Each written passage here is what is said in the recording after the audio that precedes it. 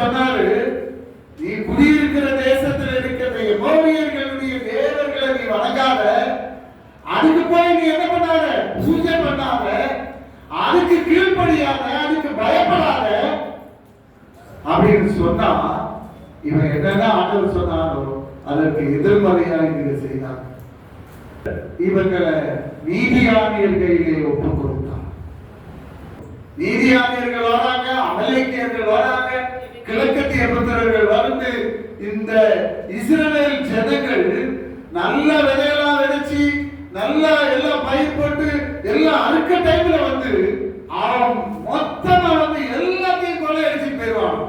ஆடு மாடுகள் இருக்கிறது எல்லாமே எடுத்துட்டு போயிடுவான். இவங்க கடைசியில் அவங்களுக்கு பயந்துட்டு மலைகளிலும் குகைகளிலும் போய் ஒளிஞ்சி தன்னுடைய வாழ்க்கையை நடத்தி இருந்தாங்களாம்.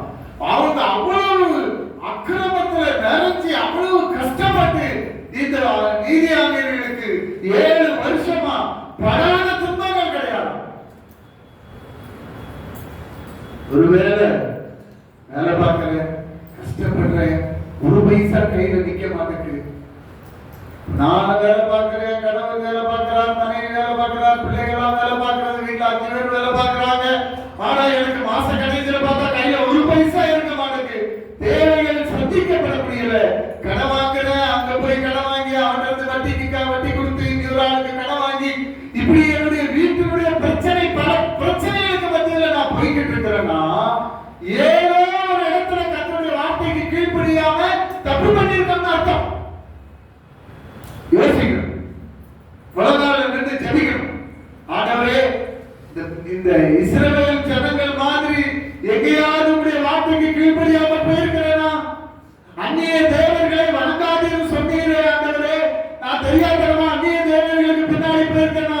போய் எங்கேயா போய் கயிறை கட்டுறது, அடுத்த இந்த மந்திரிக்கிறது, இதெல்லாம் பண்ணிட்டு இருக்கிறேனா? என் வீடு எப்படி இருக்கு? பரிசுத்தமா இருக்கா? வீடு இருக்க மாதிரி இருக்கா? உடைய வார்த்தைக்கு நான் கீழ்ப்படிந்து இருக்கிறேனா? எங்க தவறி இருக்கிறேன்? எனக்கு காட்டுங்க ஆண்டவரே, அதுல இருந்து விடுதலை ஆக்குங்க கர்த்தாவே. இந்த ஜனங்கள், இந்த இஸ்ரவேல் ஜனங்கள் மனம் திரும்பினாங்க, கர்த்தரை நோக்கி கூப்பிட்டாங்க, ஆண்டவரே எங்களை ரட்சியும்னாங்க. 7 வருஷம் நீதியானியர்கள் கைக்கும் அமலேக்கர் கைக்கும் அப்படியே கஷ்டப்பட்டு இல்லாமாயி உலச்சதலா இல்லாம போய் அவ்வளவு மோசமான சூழ்நிலை. வீட்டுல இருந்தாலும் துரத்தப்பட்டு கொகைகள்ல மலைகள்ல வாழ்ந்துகிட்டு இருந்தாங்க. எப்படி இந்த யோனா தீர்க்கதரிசி மீனுடைய வயிற்றுக்குள்ள போய் இருந்த உடனே அவனுக்கு புத்தி வருது, இயேசுவே என்னை ரட்சியும் அப்படிங்கிறான். அதே மாதிரி இந்த நீதியானவர்கள் நீதியானவருடைய கைக்கு ரட்சிக்கப்படுகிறாய். இவங்க என்ன பண்றாங்க? தேவனை நோக்கி கூப்பிட்டார்கள். 6வது வசனம் வாசிங்க சிஸ்டர். இப்படி நீதியானியராலே இஸ்ரவேலர் மிகவும் சிறுமைப்பட்டார்கள். அப்பொழுது இஸ்ரவேல் புத்திரர் கர்த்தரை நோக்கி முறையிட்டார்கள். கர்த்தர் என்ன பண்ணாங்க? அடுத்த வசனத்துல, இஸ்ரவேல் புத்திரர் மீதியானியரின் நிமித்தம் கர்த்தரை நோக்கி முறையிட்ட போது கர்த்தர் தீர்க்கதரிசியை அவர்களிடத்தில் அனுப்பினார். அல்லேலூயா. முறையிட்டார்கள். ஆண்டவரே, நான் செய்தது தப்பு. ஆண்டவரே, உம்முடைய வார்த்தைக்கு கீழ்ப்படியாம போய் அந்நிய தேவர்களையும் அவங்க இவனை எல்லாம் வணங்கி, ஆண்டவரே நான் வேண்டாத்தெல்லாம் செய்துட்டேன், என்னை மன்னிங்க ஆண்டவரே, நான் என் வீட்டை சுத்திகரிக்கிறேன், என் பிள்ளைகளை சுத்திகரிக்கிறேன், என்னுடைய கல்வாரி ரத்தத்தை என் வீட்டுக்குள்ள தெளிக்கிறேன், யாரால தெளிக்கிறேன், என் பிள்ளைகள் மேல தெளிக்கிறேன், என்னுடைய அக்கிரமத்திலிருந்து என்னை விடுதலை ஆக்கும் ஆண்டவரே சொல்ல. வீட்டுக்குள்ள எல்லாம் பார்க்கணும், எங்கேயாவது எதையாவது வச்சிருக்கிறதா பார்க்கணும், நாளைக்கிழமை யாராவது வச்சிருக்காங்களான்னு பார்க்கணும், வீடை கம்ப்ளீட் சுத்தம் பண்ணணும். கர்த்தர் எல்லாத்தையும் மாற்றுவார். என்னுடைய இருதயத்தை ஆண்டவர் பார்ப்பார். மனுஷன் முகத்தை பார்க்கிறார், கர்த்தர் இருதயத்தை பார்ப்பார். ஒரு இருதயம் சரியா இருந்துச்சுன்னா ஆண்டவர் நவமான இருதயத்தை வைத்து அவருடைய ஆவியை நமக்குள்ளே வைப்பார். நீ போற இடம், அவன் வீடு, குடும்பம் எல்லாம் ஒரு பெரிய மாற்றம் உண்டாகும். அந்த வீட்டுக்குள்ள ஒரு பெரிய வெளிச்சம் வந்துடும். வேலைக்கு போறோம்னா வேலைக்கு போற இடத்துல வெளிச்சம் வந்துடும். நிமித்தம் அந்த ஃபேக்டரியே ஆசீர்வதிக்கப்படும். ஆசீர்வதிக்கப்படும். நான் ஜனங்கள் தங்கள் தவறை உணர்ந்தாங்க, ஆண்டவரை நோக்கி கூப்பிட்டாங்க. யோனாவை கொண்டு போய் ஆண்டவர் நினைவே பட்டணத்தினுடைய அந்த கரையில விடுறாரு. அதை எதிர்த்து போய் பிரசங்கம் பண்றான். 40 நாளில் இந்த தேசம் அழிக்கப்படும் சொல்றான். எல்லா தேசம் முழுவதும் பாவமாய் கிடக்கிறது. எங்க பார்த்தாலும் பாவம், எங்க பார்த்தாலும் அக்கிரமம். இவனை போய் பிரசங்கம் பண்ண சொல்றாரு ஆண்டவர். போய் பிரசங்கம் பண்றான். பண்ண உடனே ஜனங்கள் எல்லாரும், ராஜாவிலிருந்து எல்லாரும் வந்து உபவாசம் இருந்தாங்க. எல்லாம் வெற்றிருந்தாங்க. தண்ணி சாப்பாடு ஒன்றும் சமைக்கல. ராஜா கட்டளை சொல்றான், எந்த தேசம் எங்கும் நினிவே மகா நகரம் முழுவதும் யாரும் சாப்பிடக்கூடாது. இவங்க ஆடு மாடுகளுக்கு ஒன்றும் தீவிரம் போடக்கூடாது. எல்லாரும் உட்கார்ந்து ஜெபம் பண்ணணும். 3 நாள் 50 பேர் முழங்கால நின்று ஜெபிக்க ஆரம்பிச்சாங்க. வெற்றிருந்தார்கள், உபவாசம் இருந்தார்கள். தேசத்துல ஒரு பெரிய மாற்றம் வந்தது. ராஜா சொல்றாங்க, பொல்லாத வழிகளை விட்டு விலகுங்க. என்னென்ன பாவம் செய்திருப்பீங்களோ அந்த பாவத்தில் இருந்தாலும் மன்னிப்பு கேளுங்க ஆண்டவர்கிட்ட. ஒருவேளை உங்க மேல இறங்கி கர்த்தர் உங்களை விடுதலை ஆக்கினாலும் விடுதலை ஆக்குவார் என்று ராஜா நினிவே பட்டணம் முழுவதும் பறைசாற்றினார்.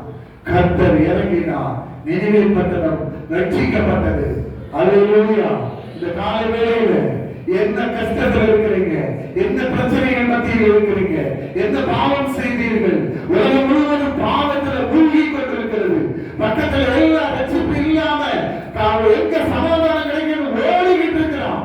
கால்நடையா போறான், உருவுதான், எல்லா வேலையும் செய்யலாம். எங்கேயாவது எனக்கு ஒரு சமாதானம் கிடைக்குமா, எனக்கு ஒரு நிம்மதி கிடைக்குமா அழைச்சிக்கிட்டு இருக்கிறாய்.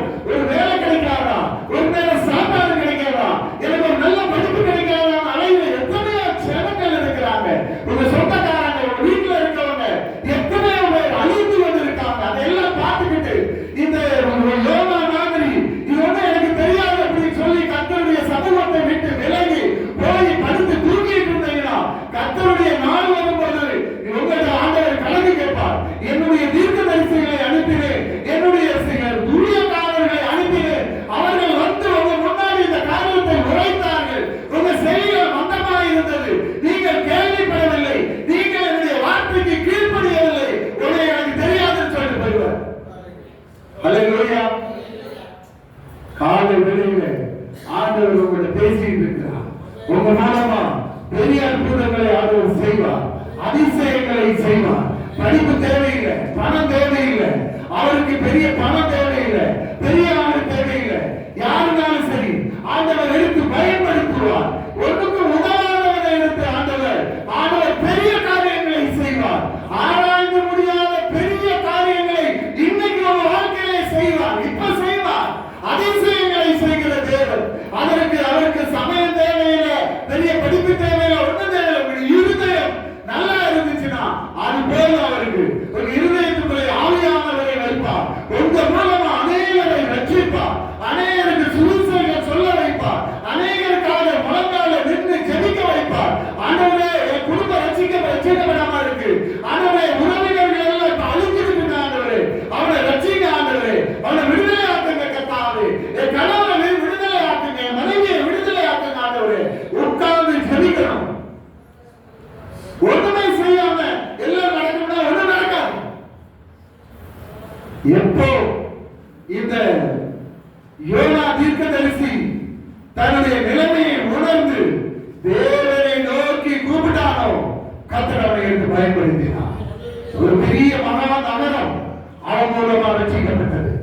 ஆண்டவர் அவனை பயன்படுத்தி பாவத்தில் அழிந்து கொண்டிருக்கிற ஜனங்களை உணர வைத்து, மனம் திரும்ப வைத்து, அவர் அம்புஜானை ரட்சிக்க வைத்து எல்லாரும் பரலோக ராஜ்யத்துக்கு கொண்டு போனார்.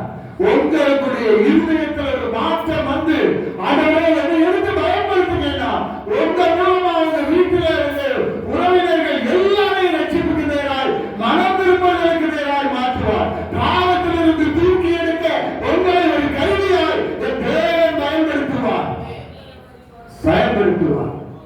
மகா பெரிய நல்ல தேவன். இஸ்ரவேல் ஜனங்கள் எல்லாம் தங்களுடைய பாவத்தை உணர்ந்தாங்க, கீழ்ப்படியா போனமே, அந்நிய தேவர்களை சேவித்துட்டோமே, இந்த நல்ல தேவனை 7 வருஷமா விட்டுட்டோமே சொல்லி மனம் திரும்பி முழங்கால நின்று கர்த்தரை நோக்கி கூப்பிட்டார்கள். கர்த்தர் தீர்க்கதரிசியை அனுப்பினார். கர்த்தர் ரட்சிப்பை உண்டுபடினார். இன்னைக்கு காலையில இந்த நேரத்துல ஆண்டவர் உங்க மத்தியில ஒரு பெரிய எழுப்புதலை உண்டு பண்ணுவார். உங்களை பயன்படுத்தி பெரிய காரியங்களை ஆண்டவர் செய்வார். அவருக்கு ஒரு ஆள் தேவை. உங்களை முன்னறிந்து முன்குறித்திருக்கிறார். உங்க அம்மா வயிற்றில் உங்களை பிறக்க வச்சு இவ்வளவு நாள் பாதுகாத்து வழிநடத்தி இந்த சபையில கூட்டிக் கொண்டு வந்து இருக்க வச்சு கர்த்தர் உங்களை பேசிக் கொண்டிருக்கிறார். முன்னறிந்து முன்குறித்து அவர் முன்குறித்து அவர் உங்களை அழைத்து உங்களை நீதிமான்களாக மாற்றி உங்களுக்கு பேசிக்கிட்டு இருக்கிறார். உங்க மூலமா அவருடைய பரிசுத்த நாமம் இந்த ஜனங்களுக்கு மத்தியிலே மகிமைப்படணும். உங்க மூலமா அநேகர் இயேசுவே ஆண்டவர்கள் சொல்லணும். உங்க மூலமா அநேகர் ரட்சிக்கப்படணும். உங்க மூலமா உங்களுடைய குடும்பத்துல உங்க உறவினர்கள் மத்தியில ஒரு பெரிய சமாதானம் உண்டாகணும், சந்தோஷம் உண்டாகணும். உங்களை ஒருத்தர் பேசுறானா ஐயோ இவங்க இன்னொருத்தரவை பேசணும் அப்படின்னு திரும்ப வரணும். அல்லேலூயா. அப்படி உங்களை கர்த்தர் பயன்படுத்துவார்.